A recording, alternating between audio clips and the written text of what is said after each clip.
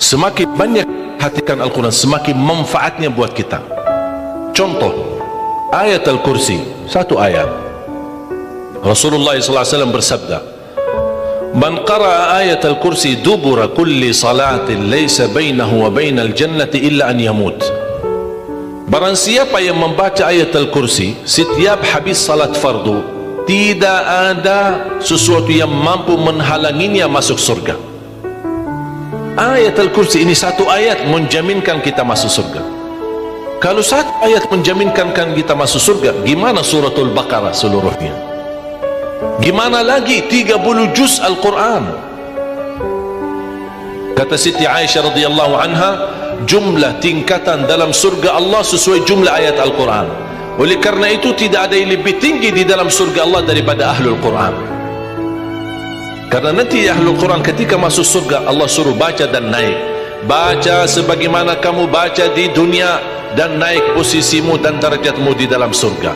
Baca naik terus, baca naik sampai bersama Nabi Muhammad di darjat yang tertinggi di dalam surga Allah. Ini semua berkat Al-Quran. Belum lagi syafaat Al-Quran, belum lagi anak penghafal Al-Quran menghadiahkan 2 mahkota untuk kedua orang tuanya, belum lagi setiap satu huruf dapat 10 kebaikan, belum lagi Al-Quran akan menemani kita saat sakratul maut, belum lagi Al-Quran akan temani kita saat menghadapi mungkar nakir di dalam kubur, belum lagi saat dibangkitkan oleh Allah akan bersama Al-Quran sama kita, belum lagi saat dihisab Al-Quran akan menemani kita, belum lagi saat kita berjalan di atas sirat Al-Quran masih berkenan menemani kita sampai ke pintu surga. Bahkan ketika masuk surga Al-Quran tidak akan tinggalkan kita, masih terus masuk bersama kita di dalam surga sampai naik darjat yang tinggi di dalam surga Allah Subhanahu wa ta'ala. Kewajiban kita cuma satu, coba berapa panjang balasan Al-Quran sampai ke surga, tapi diminta cuma satu, berkenan menjadikan Al-Quran teman kita di dunia. Temanilah Al-Quran, akan Al-Quran berkenan temani kita sepanjang hayat, bahkan sepanjang perjalanan kita menuju surga. Itu kemuliaan Al-Quran.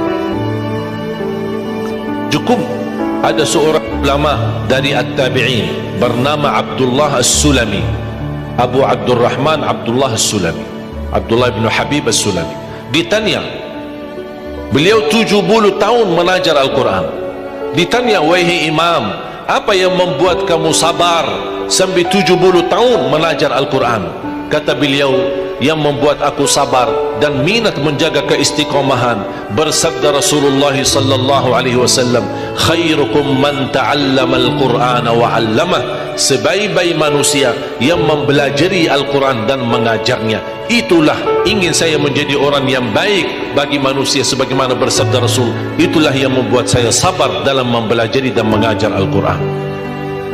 Siapa yang tidak mau jadi manusia yang terbaik menurut Rasulullah sallallahu alaihi wasallam? Itulah bersama Al-Quran. Mohon maaf, siapa Ali Jabir, hamba yang biasa, banyak kekurangannya, yang Allah anugerahkan kemuliaan bukan karena siapa-siapa, tapi karena Al-Quran. Dihormati, didepankan, dan semua orang penghafal Al-Quran, berapapun usianya, dihormati, didepankan, dimuliakan. Semua berkeinginan bisa bersalaman. Kita melihat dan menonton acara Hafiz Indonesia, jangankan anak-anak, bahkan yang cacat luar biasa Allah tunjukkan bagaimana kelebihan Al-Quran. Yang buta bisa hafal Al-Quran, yang lumpuh badannya dan jasadnya seperti Alana yang tidak bisa jalan hafal Al-Quran. Naja yang luar biasa dahsyat, otaknya terganggu tapi bisa hafal Al-Quran. Dia tidak bisa baca, kasih Al-Quran suruh baca, dia tidak bisa baca. Tapi ditanya tes hafalannya, hafal. Berapa ayatnya? Hafal.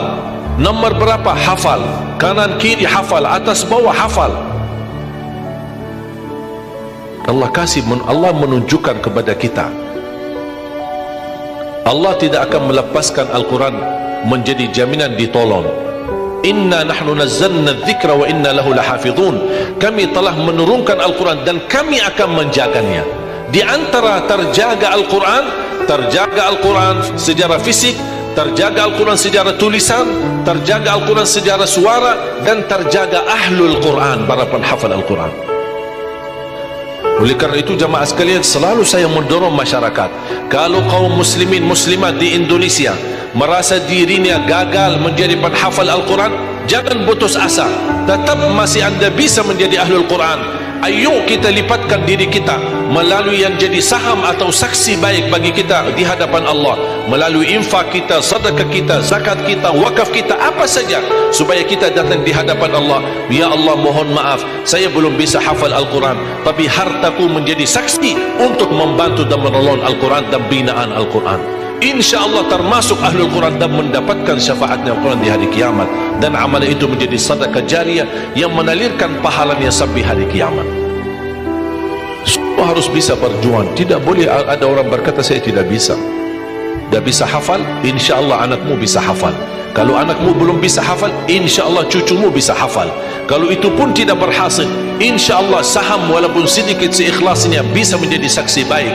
Infaknya, sedekahnya, ikhlasnya, zakatnya, wakafnya, semua bisa menjadi saksi baik. Karena kita mendapatkan sebuah kemuliaan Al-Quran. Al-Quran kitab suci yang tidak ada keraguan di dalamnya. Sayang sekali kita bisa kehabisan berhari-hari tidak baca Al-Quran. Saya harap insyaAllah mulai hari ini kita komitmen untuk khatam Al-Quran. Siap? Masih menunggu cara mudah untuk khatam? Saya kasih cara mudah. Ini kan Quran seperti Quran Madinah, ya, modelnya seperti ini halamannya. Sekarang sudah banyak di Indonesia seperti Quran Syamil atau Quran ini sudah mulai seperti ini, Quran Madinah, ya. Maksudnya model cetakannya dicetak seperti ini, mulai dari ayat, kalau di akhir halaman ditutupi dengan ayat. Dulu Quran lama, setiap halaman kita buka kadang-kadang ada separuh ayat di halaman kanan, sisanya di halaman kiri. Sekarang Quran Madinah tidak boleh begitu. Termasuk sudah mulai di Indonesia yang sudah disahkan oleh Kementerian Agama, disesuaikan seperti Quran Madinah. Jadi halamannya atas mulai dari ayat, kalau di akhir halaman ditutupi ayat, tidak disambungkan ke halaman berikutnya, supaya teratur. Di antara mereka susun setiap satu juz 20 halaman, dihitung seperti itu supaya rapi. Apa tujuan? Sebenarnya saya mengambil kesimpulan dari hikmah itu. Kenapa setiap juz 20 halaman? Ternyata saya bisa bentuk cara mudah mengkhatam Al-Quran. Setiap waktu salat baca 4 halaman, 4 kali 5 waktu 20, sudah khatam 1 juz. Jadi kalau khatam tidak harus sekaligus. Jangan habis ceramah anda posisi iman yang mulai naik, semangatnya luar biasa, pulang ke rumah baca Al-Quran 1 juz, besoknya masih semangat baca 2 juz, 3 juz dan seterusnya. Begitu menurut semangat, tidak baca 1 tahun. Tidak boleh terlalu semangat, tetap semangat tapi diatur semangatnya. Standar 1 juz, tidak usah berlebih-lebihan. Jaga 1 juz, sedikit demi sedikit, istiqamah lebih baik daripada banyak tapi terputus. Dan itu bersabda Rasulullah SAW, khairul amali adwamahu wa inqal, sebaik-baik amal sedikit tetapi istiqamah daripada banyak tapi terputus. Makanya setiap waktu salat baca 4 halaman, 4 kali 5 sudah 20. Kira-kira cocok? Hah? Siap bu?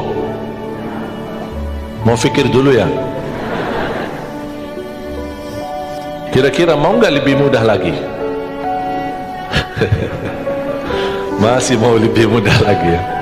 InsyaAllah masih ada, jangan khawatir, masih ada. Sebelum salat baca 2 halaman, habis salat baca lagi 2 halaman. Gimana gini? Kira-kira cocok? 2 halaman sebelum salat. Kalau 4 halaman sekaligus terlalu berat, tak apa-apa, bagi 2. 2 halaman sebelum salat, 2 halaman sesudah salat. Jadi berapa? 4 dikali 5 waktu berapa jadi? 20, sudah khatam 1 juz. Kira-kira siap? 2 halaman 1 kertas.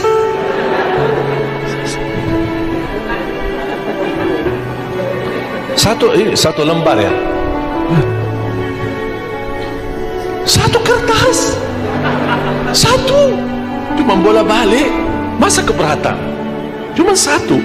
Begitu sebelum salat baca satu kertas, satu lembar, habis salat baca lagi satu lembar. Mohon maaf, lagi semangat, mau nambah jangan tambah, itu aja dijaga sampai selesai. Kalau ini bisa dijaga, insya Allah husnul khatimah, istiqamah dibaca. Siap? Fikir-fikir dulu atau gimana? Insya Allah aman ya, cocok? Masih mau lebih mudah lagi? Abu mau? Mau lebih mudah? Ini cara yang tadi yang saya sampaikan, setiap salat, sebelum salat 2 halaman, habis salat 2 halaman, dan seterusnya sampai khatam 1 juz. Itu cara yang termudah untuk orang yang paling malas. Kalau itu tidak bisa, saya angkat tangan, inna lillahi wa inna ilaihi raji'un. Udah ada lagi, sudah habis. Malu kita sama Allah jamaah sekalian. Wallahi waktu kita banyak. Ketika saya berhasil khatam 10 jam bisa khatam 30 juz, Allah kasih 24 jam. Masa kita tidak bisa 1 juz? Saya tidak minta 30 juz dalam 10 jam, saya minta 1 juz dalam 24 jam. Dan saya nasihati, kalau ketika anda baca, jangan suka lihat halaman belakang. Itu yang membuat banyak berat. Misal baca Al-Baqarah, sambil dia baca A'udzubillahi minasyaitonirrajim, Bismillahirrahmanirrahim, Alif Lam Mim, Dzalikal kitabu la raiba fihi, hudan lil muttaqin, alladzina yu'minun. Banyak. Sadaqallahul azim. Tidak jadi lanjut karena dia fikirannya sudah berubah. Dia tidak melanjutkan apa yang dia baca, tapi dia sudah membuka jumlah halaman begitu terlalu banyak. Aduh ya Allah, bukan saya tidak mau, masalah tidak ada waktu. Alasannya tidak ada waktu. Padahal kalau dia lanjut, ada kesibukan, tidak apa-apa, berhenti. Berhasil 2 halaman, berhenti. Ada urusan, aktivitas, ada tamu di rumah, tidak apa-apa, layani sebentar, habis pulang, lanjut lagi. Walaupun 1 halaman, walaupun separuh halaman, tidak apa-apa. Tunjukkan yang terbaik, walaupun itulah kemampuanmu. Tunjukkan, ya Allah mohon maaf, kemampuan saya cuma separuh halaman, tidak apa-apa. Allah senang apapun yang kita kasih, Allah senang, asal istiqamah. Allah suka. Allah tidak minta yang banyak, Allah minta yang terbaik.